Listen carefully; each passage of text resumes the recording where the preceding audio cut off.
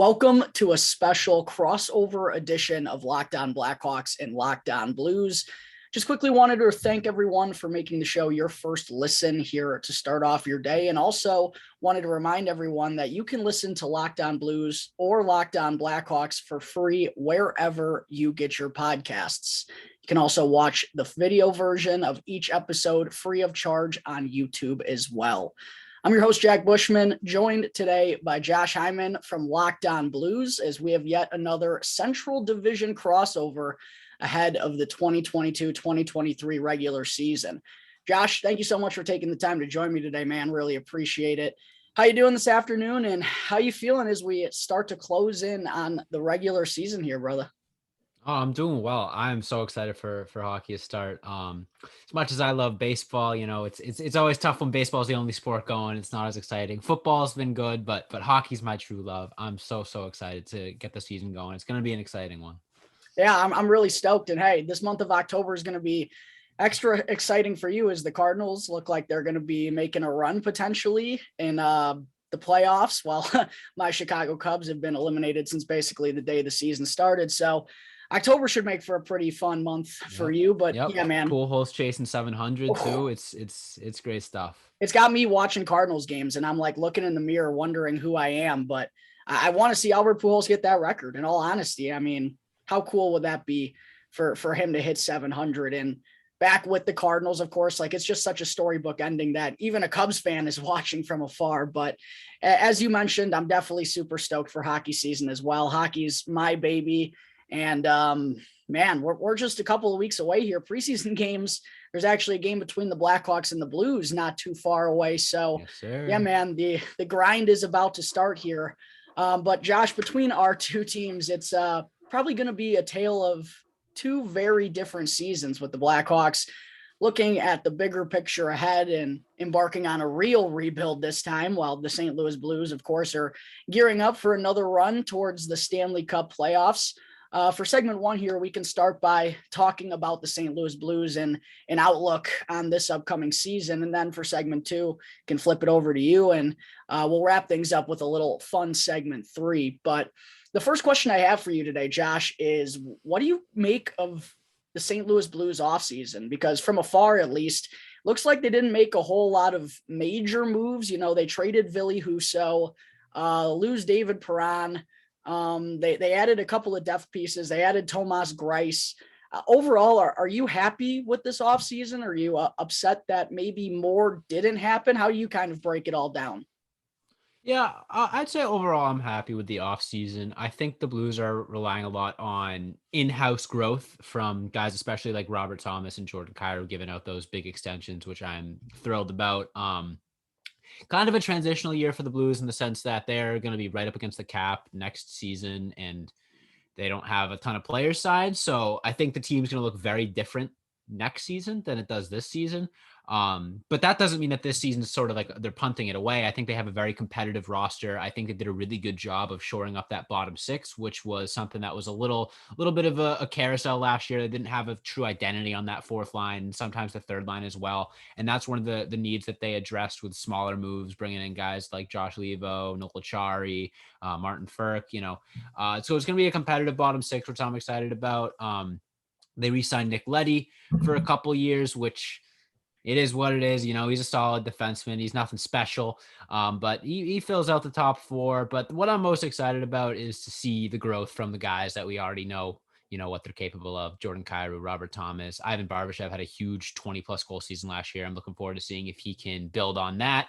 It's going to be a fun year, similar roster to last season, minus David Perron and minus Ville Husso. But, the Blues were 2 wins away from taking down the Colorado Avalanche. And if Binnington stayed healthy, I've maintained that they could have done it if the chips fell in the right direction. So I'm looking forward to seeing them build off of that, come into the season with a bit of a chip on their shoulder and contend for the top spot in the Central.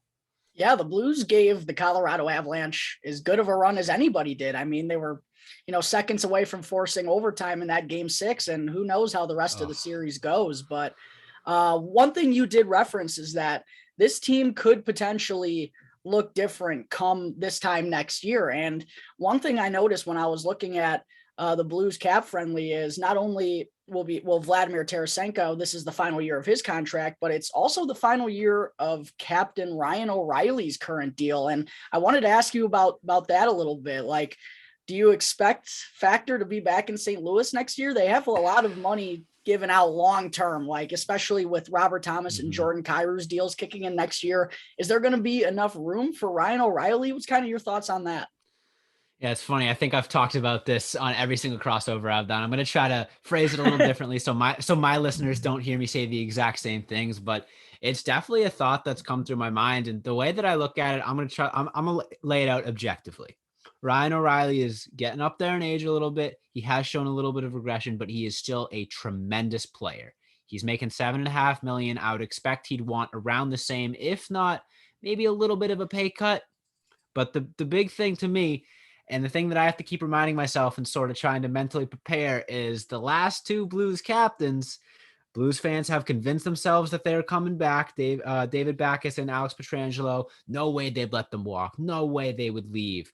They just got named captain, similar to Ryan O'Reilly. And then offseason comes around, both of them leave. I'm not saying I think it's going to happen, but I think it's more likely than a lot of people think, in the sense that, oh, there's no way. You know, O'Reilly came in and won a Stanley Cup, Selke, Conn Smythe, all that stuff. He racked up the hardware in that cup run year. And he is probably maybe the best thing to happen to the Blues in the modern era, in the sense that I think he really propelled them to win a cup. I mean, he tied a record set by Wayne Gretzky, scoring in 5 consecutive Stanley Cup final games. Like, the Blues do not win that cup without him.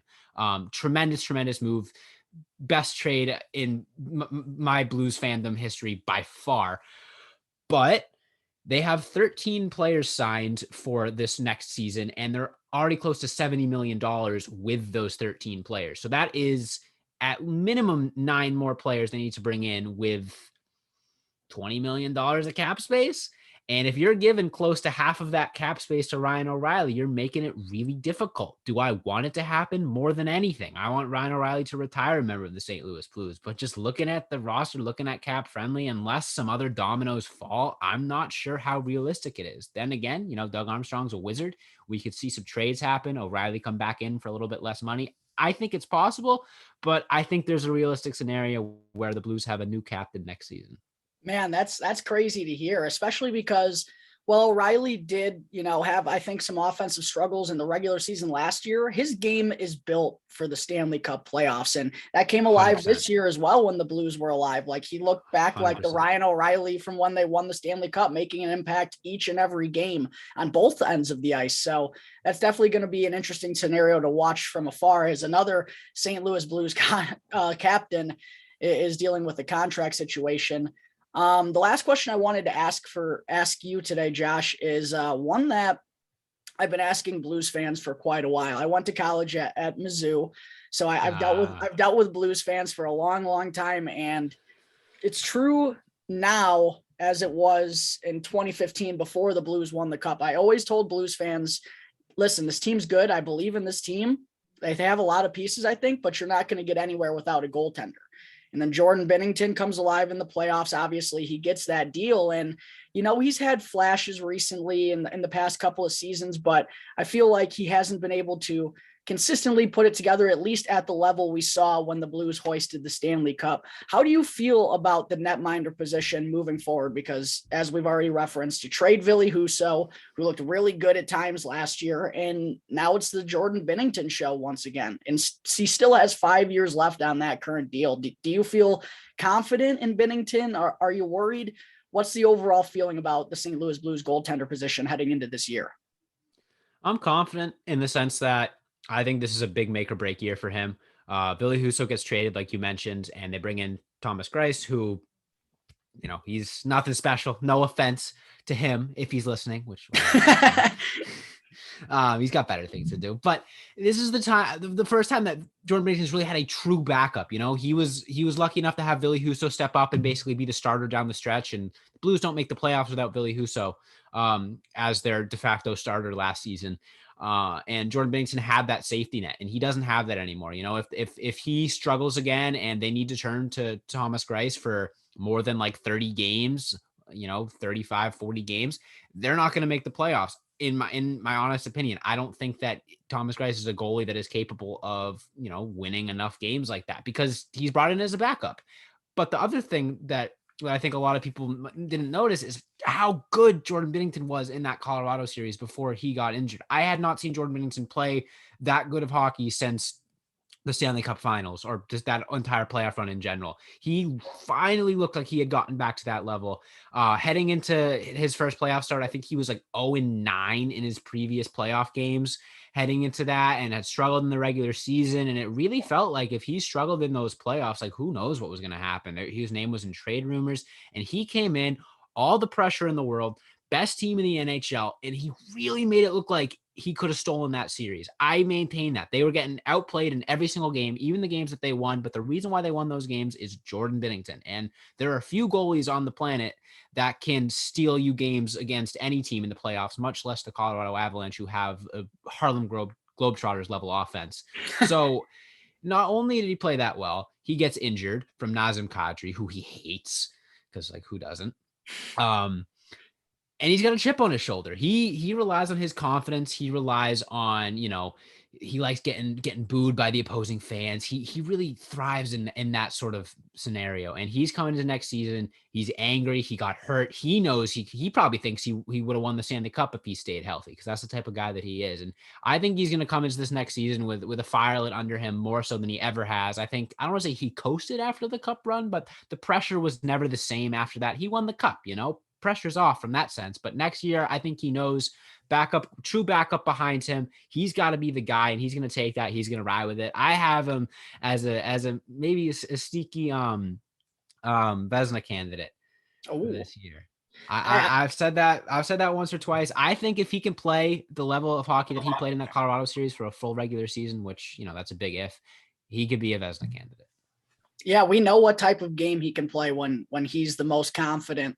I agree. It's definitely a make or break season for Jordan Binnington. And I also feel like if he's really good, the St. Louis Blues are going to be a wagon again and could be the team that could upset the Colorado Avalanche out in the Western Conference. We'll have to see. But Josh, thank you so much for all that insight on the St. Louis Blues before the regular season begins here in just a couple of weeks. Coming up in just a minute, folks, we'll flip it over to Josh for some Blackhawks questions. But first, I got to talk to you all about BetOnline. BetOnline.net is your number one source for all pro and college football betting needs and sports info this season. You can find all of the latest football developments, game matchups, news, and podcasts on whatever game you want to place a wager on. BetOnline is also your continued source for all sports wagering information, including live betting, esports, and game scores. It's both the fastest and the easiest way to check in on all your favorite sports and events, including MLB, MMA, boxing, and even golf. So head on over to the website today, or you can also use your mobile device to learn more about all the trends in action. BetOnline, where the game starts. All right, for segment 2, we're going to flip it on over to Josh and see what kind of Blackhawks questions he has for our crossover episode today. Josh, what do you got for me, brother? All right, elephant in the room.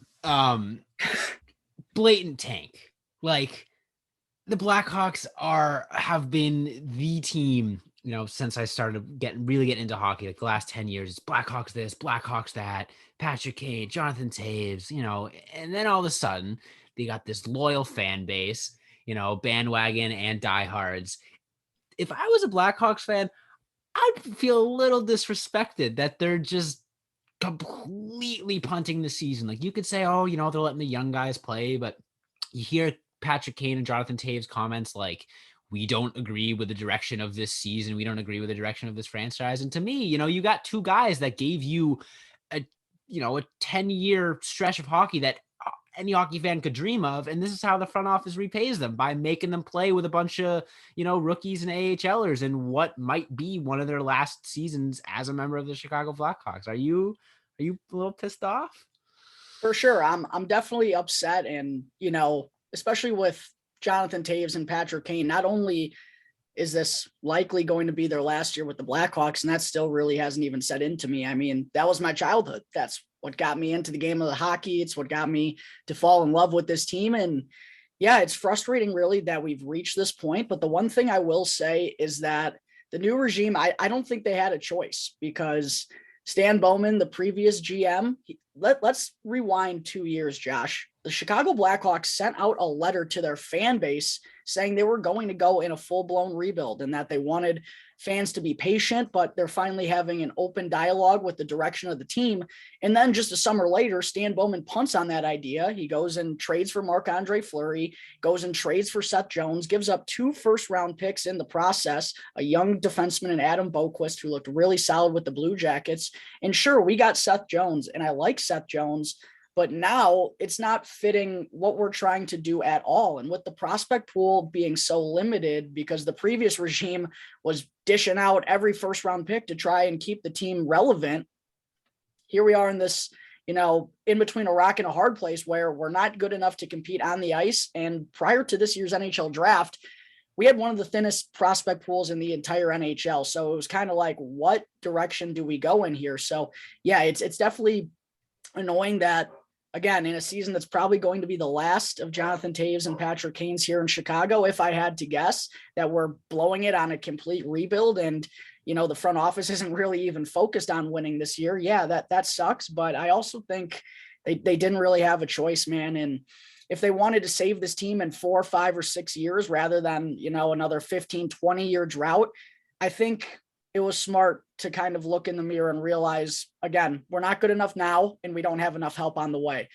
And the only way to kind of ensure that the days are going to be brighter down the road is to get as many future assets as you can, build up better through the draft. They also have to develop a lot better. They haven't really had a player come through their AHL system and be a big impact player in forever, really, since they won the Stanley Cup. So yeah, this is just kind of the reality of where the Blackhawks are at. And because the way things were handled under the previous regime and for the past couple of years, Kyle Davidson was just kind of handed a mess. And I think he was going to, make some fans pissed off with regardless of how he went about it. So I personally think it's just nice to kind of know that we do have a direction, because for a while there, the Blackhawks were kind of in limbo and no one really knew what they were trying to do.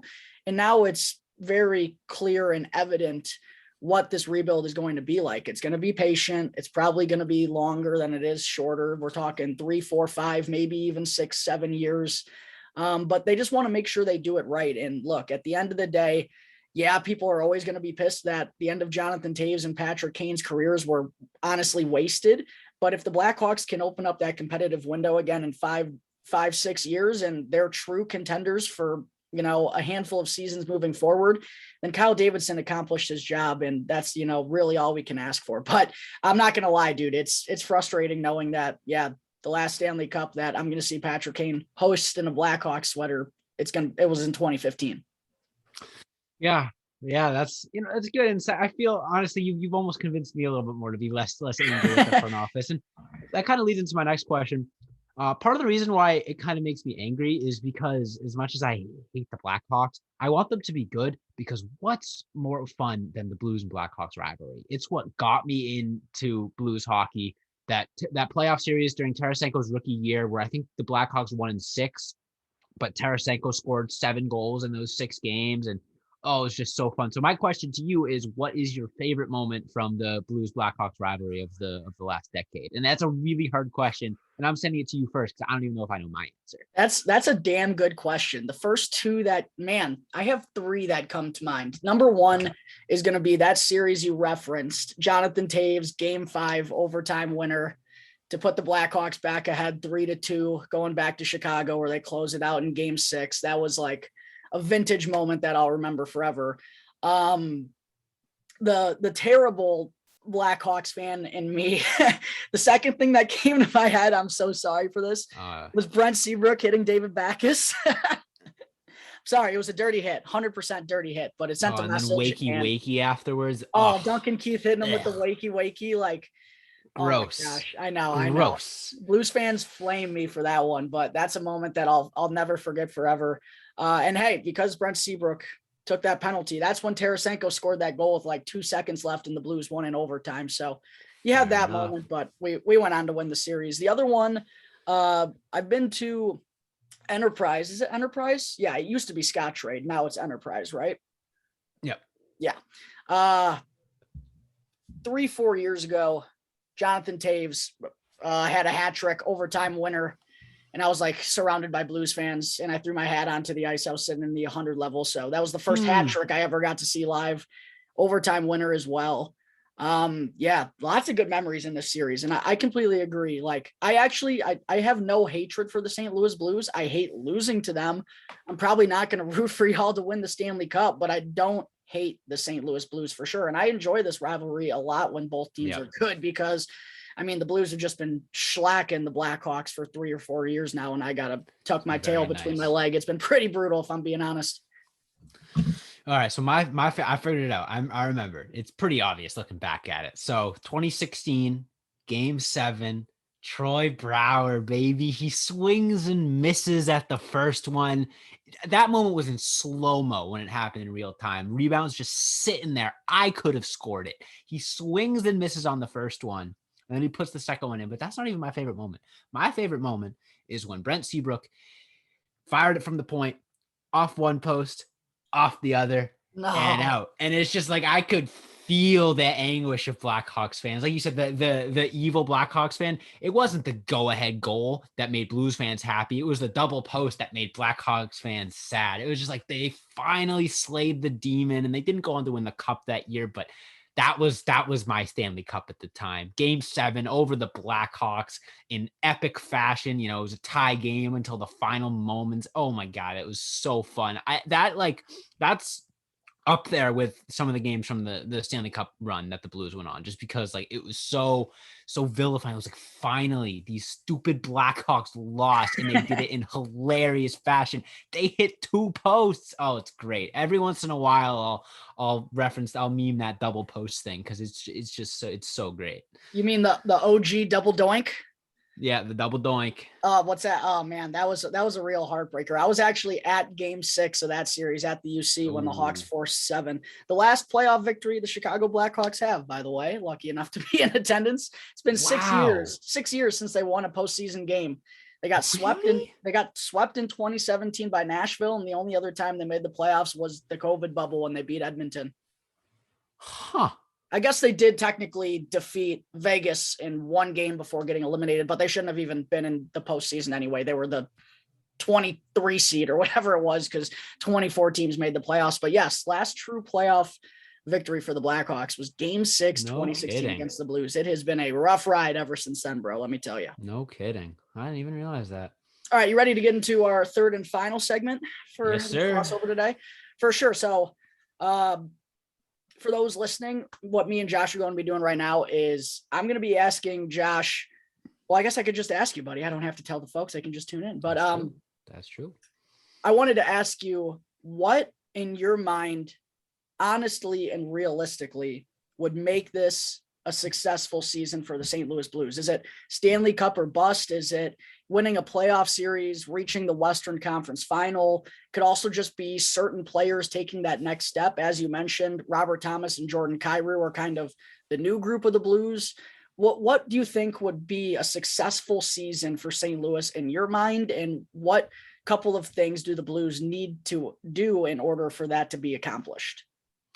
Yeah, I think there's a short-term and a long-term answer there. I think short-term, it's just putting up a good playoff run. It's tough when you're in the same division as the Colorado Avalanche. Like, you could be the second best team in the NHL. You can have a 110-point season like the Blues did last year. And if you run into the Colorado Avalanche, it's just like, you happen to catch what is going to, in my mind, be the next dynasty of the NHL. I predict them to go back-to-back this upcoming year. They're just so darn good. So like, I can't say Stanley Cup or bust. Do I think the Blues could win a Stanley Cup? Absolutely. If they get lucky, because every team's got to get lucky to win the Stanley Cup. Maybe Colorado goes out early. Maybe Jordan Binnington stays healthy and steals the series against Colorado, or heck, maybe the Blues just get that much better and beat Colorado. But realistically, it's tough with a team like that in your division. I think a deep playoff run is something that the Blues should be proud of. But in terms of long-term, it's Jordan Kyrou and Robert Thomas showing that they can be the face of this team moving forward. They got big contracts. Both of them are going to be signed until the 2030s, which I can't even conceive of looking at a calendar and seeing 2030.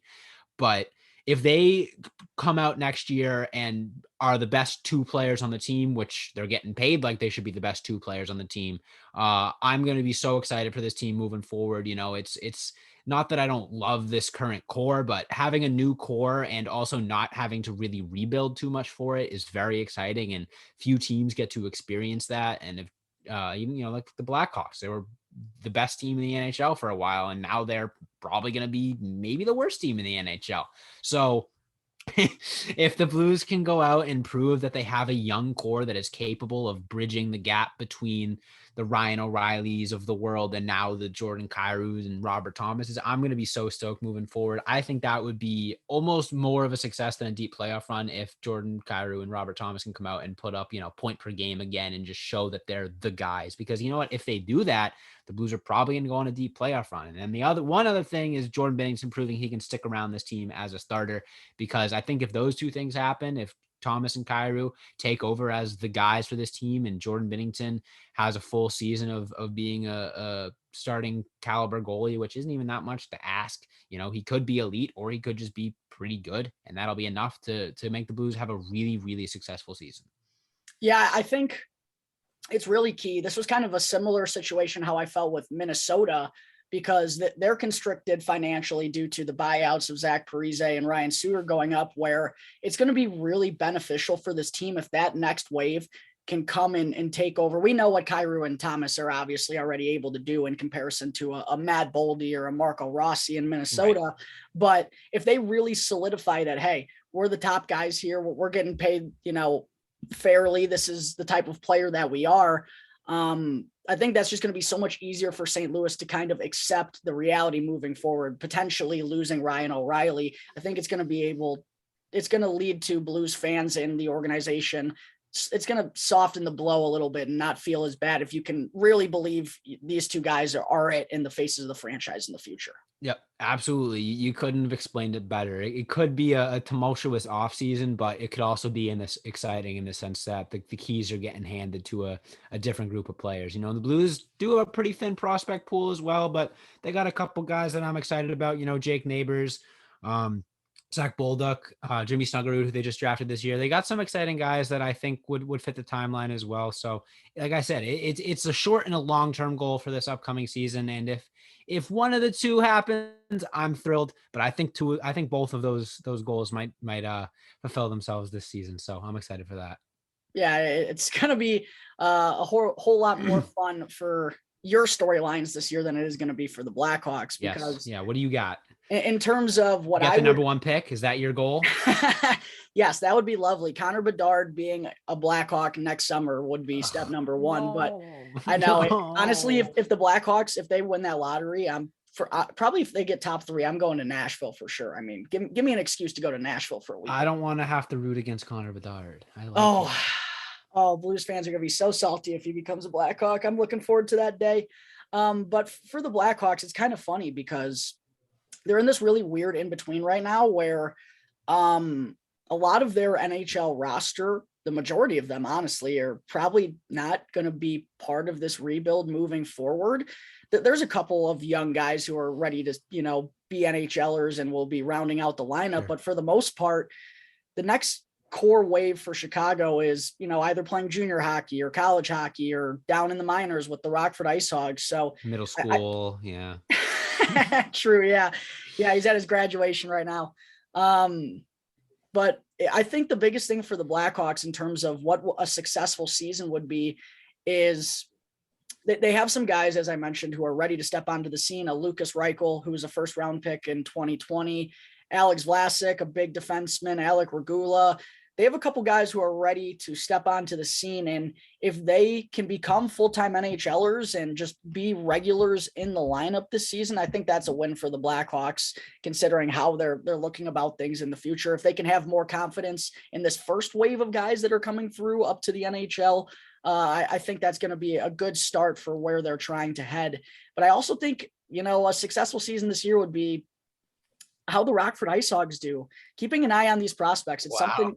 It's sad. It's sad. This is where we're at. Down bad. This is where we're at, bud. But For Rockford in particular, it's interesting because it's a really close group of guys. They were one of the youngest teams in the AHL last year and managed to qualify for the Calder Cup playoffs. And a lot of that group is familiar with each other, and they're going to be coming up together, and they're obviously establishing that chemistry already. So I think if those guys click again and, they can make the AHL playoffs, that's something to look forward to. But like I said, it's just kind of weird because for the Blackhawks, other than, solidifying a high pick in the 2023 NHL draft, what a lot of these guys do on their NHL roster won't really matter, as sad as that is to say. So, that's probably what I'd look at for a successful season. The other thing is how Luke Richardson is going to come in and make an impact.